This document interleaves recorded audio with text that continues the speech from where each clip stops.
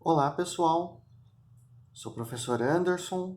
Vou dar algumas dicas para vocês a respeito da elaboração do plano de negócios, alguns pontos que têm que ser tomados, levados em consideração.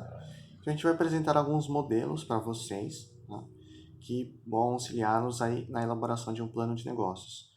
Então, como mostrado no material, essa é a capa, onde você vai estar apresentando as principais informações da empresa, né, no início das suas atividades. Esse é o modelo utilizado pelo Sebrae, tá certo? Então, essa é a estrutura básica utilizada para o plano de negócios, o sumário, análise de mercado, plano de marketing, plano operacional, análise financeira e parecer do consultor. E cada um deles são características peculiares que são apresentadas que vão lhe ajudar a entender melhor essa parte do plano de negócios. Então, o sumário executivo vão estar apresentando as principais informações sobre qual o negócio da empresa, né, e você é um arquivo editável onde eu posso estar escrevendo sobre os materiais, tá?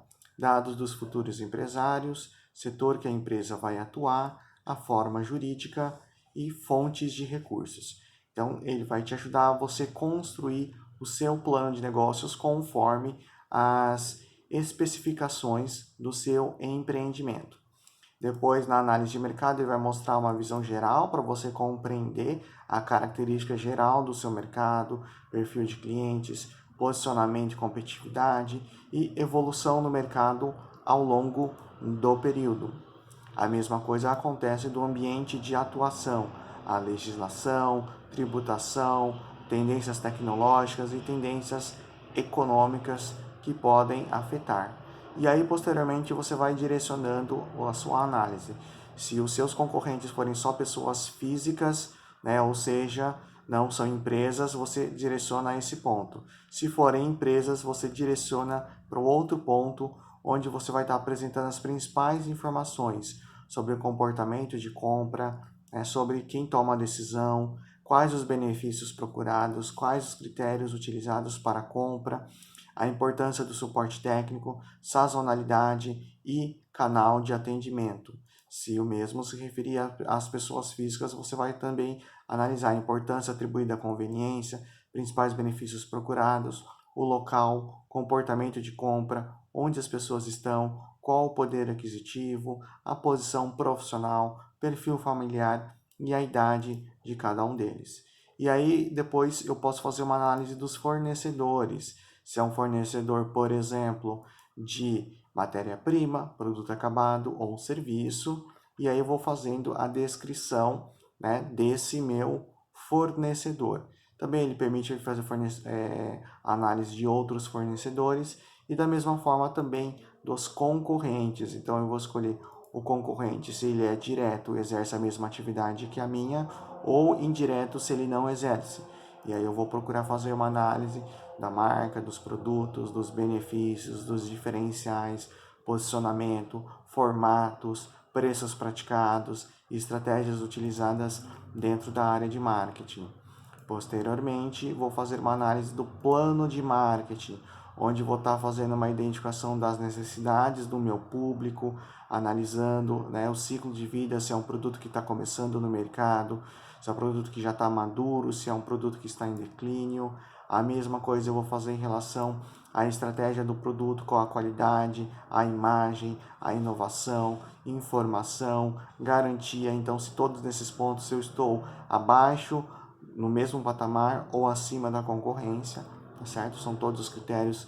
Depois você vai poder somar, fazer uma soma de pontos.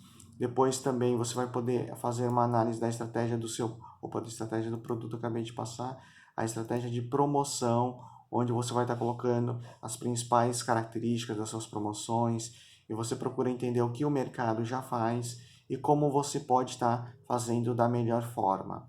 Assim como na estratégia de distribuição também, ou seja, como é que eu vou entregar meu produto para o meu consumidor? Por atacado, lojas de varejo, pela internet, por franquias, como é que vai ser? As características do seu ponto comercial, né, visibilidade, acessibilidade, o fluxo de pessoas, concorrência, né, são pontos importantes a serem colocados.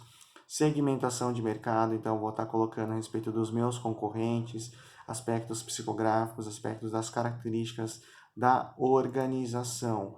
Também como a estratégia de preço, se meu preço está maior, se o preço está menor. Então a gente faz a discussão sobre sempre preço é melhor ou é pior. E aqui ele dá algumas possibilidades e você tem que se posicionar no mercado conforme aquilo que você considerar mais importante. Assim mesmo vai para a estratégia de comunicação, como que você vai fazer para você divulgar o seu negócio, e como é que você vai fazer para se comunicar com o seu público.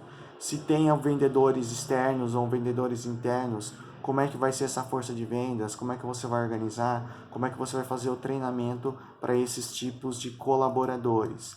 E ao mesmo vai depois para o plano operacional, onde eu vou estar colocando as principais informações, capacidade de produção, volume de produção, estoques iniciais, quais as funções, quem vai desempenhar na empresa, o que cada um vai fazer e como cada um vai fazer.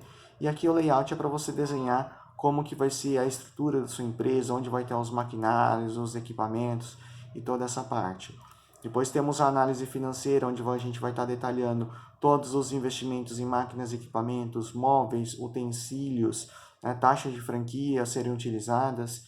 Posteriormente, também eu faço uma análise do prazos e estoques, né? Então, qual a necessidade minha de estoques, quanto que eu vou fazer a venda à vista, a venda a prazo, né? Como é que eu vou também administrar as minhas compras, o meu estoque. Então, tudo isso você começa a fazer algumas simulações para te ajudar a ter um panorama melhor.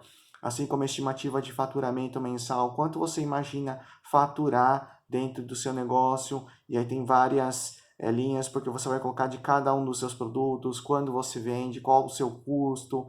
É muito importante você ter todas essas informações para você ter uma ideia de qual vai ser o seu faturamento. A mesma coisa de mão de obra, quem são os colaboradores, quantos funcionários, qual o salário, a questão dos encargos que vão estar embutidos nisso, para você ter uma noção dos seus custos com mão de obra. A mesma coisa referente aos custos fixos, aqueles que geralmente não vão fazer alteração, ou mão de obra, água, luz, telefone. Você vai fazendo a descrição, né, dos valores para você ter uma ideia no final qual é o total dos seus custos fixos.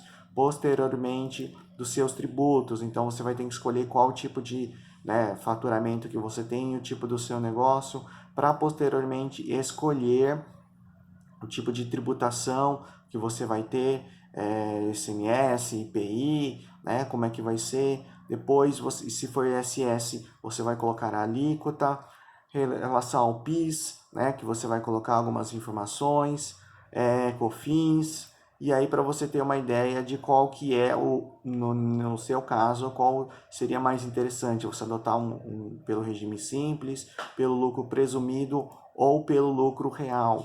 Outro ponto importante, você vai poder simular financiamento, os valores que você está querendo, qual o período de carência, quantos meses você vai ter, qual o índice de juros, né? IOF também é importante para você saber quanto você vai ser a parcela.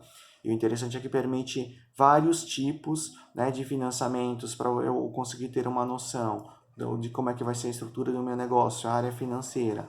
Comissões, se no caso tenha na sua empresa, como é que vai ser a porcentagem do faturamento, porcentagem da comissão, né? Quanto que vai ser todas essas informações para eu poder saber detalhadamente se eu vou ter comissões e outros custos envolvidos nesse sentido. O DRE vai ser um relatório para você saber o quanto você está vendendo, o quanto é à vista, o quanto é a prazo, onde estão os impostos que você está pagando, comissões, cartões de crédito, outros custos que você tenha, a margem de contribuição para você saber em relação às suas despesas, e às suas receitas e às suas despesas, quanto você está ganhando, tendo de retorno sobre isso, os custos fixos que nós colocamos para vocês agora há pouco, o resultado operacional, os investimentos e o imposto de renda, né, para eu ter uma informação e saber se no final do meu exercício se eu estou tendo um lucro ou se eu estou tendo um prejuízo.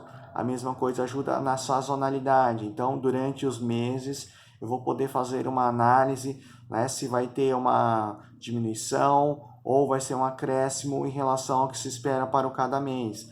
E aí eu vou poder ter análises, informações mais completas. Se vai ter, né, a sua minha receita está crescendo, se a minha receita vai diminuir ao longo do tempo e algumas informações sobre o que se espera. assim como você vai fazer uma projeção para análise do segundo e do terceiro ano, para você ter informações mais detalhadas do que estão acontecendo.